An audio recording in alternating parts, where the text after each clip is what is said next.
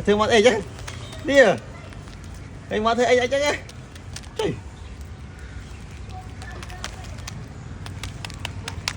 ê thương mất ấy chứ chơi cua đi nè chọc bà đây bài mùi giật tê mong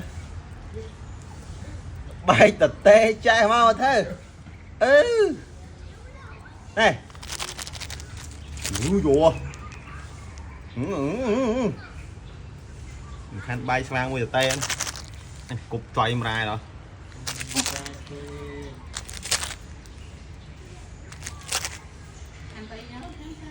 này